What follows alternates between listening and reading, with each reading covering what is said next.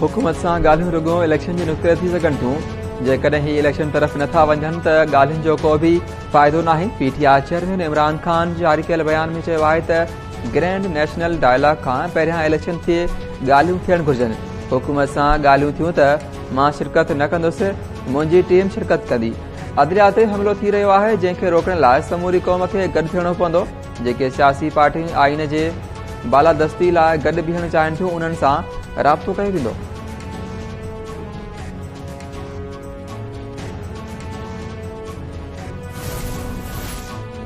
Supreme court में पंजाब ऐं खैबर पख्तूनख्वा में चूंडुनि बाबति केस जी ॿुधणी सुभाणे ॿीहर थींदी। चीफ जस्टिस जी सरबराही में टे रुकनी बेंच केस जी ॿुधणी हलाईंदी।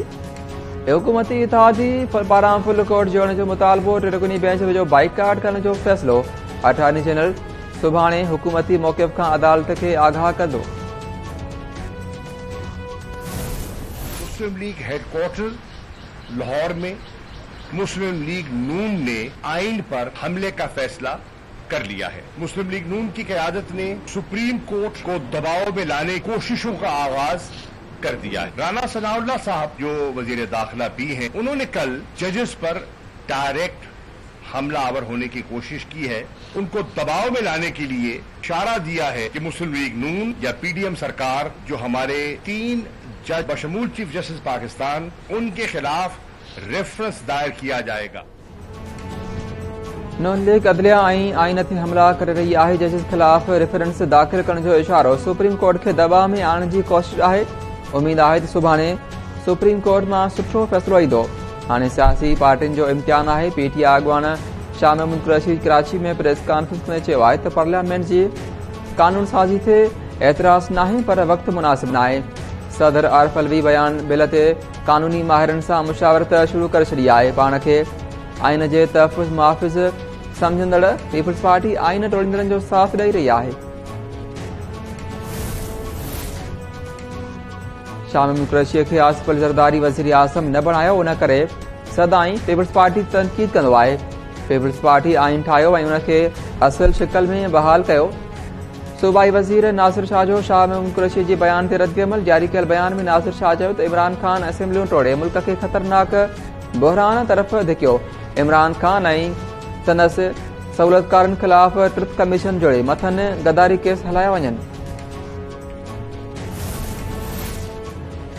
वज़ीर सदारत हेठि मॉडल टाउन लाहौर में पार्टी जो अहम मुशावरती इजलास मुल्क जी सियासी ऐं सुप्रीम कोर्ट में चूंडुनि केस ते मुशावरत। कानून वारे वज़ीर आज़म नज़ीर तड़, अटॉर्नी जनरल उस्मान मंसूर अवान ऐं ख़ासि मामन मलक अहमद ख़ान ऐं ॿियनि शिरकत। वज़ीर आज़म आइनी ऐं कानूनी माहिरनि सां मुशावरत बि कई। वफ़ाक़ी वज़ीर मरियम औरंगज़ेब चयो आहे त इमरान ख़ान परॾेही फंडिंग ऐं धीअ खे तस्लीम न करण ते नाअहल थी सघे थो। मुल्क में मुआशी, सियासी ऐं आइनी बहरान जो ज़िम्मेवार बि इमरान ख़ान आहे। पाकिस्तान इसराइल सां कंहिं बि क़िस्म जी कारोबार जी तरजीह करे छॾी। परॾेही तर्जुमान वज़ाहत जारी कंदे चयो आहे त पाकिस्तान जा इसराइल सां कंहिं बि सफ़ारती या वापारी लाॻापा नाहिनि। पाकिस्तान जी इसराइल बाबति पॉलिसीअ में का बि तब्दीली नाहे आई।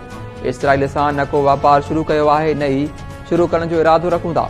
पाकिस्तानी शयुनि जे इसराइल जे विकिरे बाबति वापार वारी वज़ारत सां को राब्तो कयो वञे। वापार वारी वज़ारत इसराइल सां कारोबार जी तरजीह कंदे चयो आहे त इसराइल सां कारोबार शुरू करण जूं ख़बरूं प्रोपेगेंडा आहिनि। अमेरिकी कांग्रेस जी प्रेस रिलीज़ खे ग़लति रंग ॾिनो वियो। कराची में रमज़ान मुबारक में गैस नायाब सहरी ऐं इफ्तारी वक़्त बि लोड शेडिंग मामूल बणियल। मालीर जे सिंधी वसंदनि में गैस जी बंदिश आवाम जो जीअण जंजाल बणाए छॾियो। सचल ॻोठ, मारूड़ा ॻोठ, भिटाई आबाद, दणी बख़्श ॻोठ, राशिदी वन, बख्तावर पटेल सोसाइटी ऐं ॿियनि इलाइक़नि में गैस न हुअण बराबरि। रोज़ेदार सहरी ऐं इफ्तारी वक़्तु परेशान। इलाइक़े वासियुनि चवणु आहे त गैस सॼो ॾींहुं बंदि रहे थी। सहरी ऐं इफ्तारी वक़्तु बि परेशानीअ खे मुंहुं ॾेई रहिया आहियूं।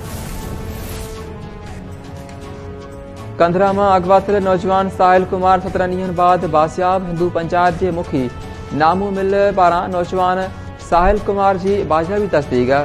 साहिल कुमार खे वारसनि हवाले कयो वियो।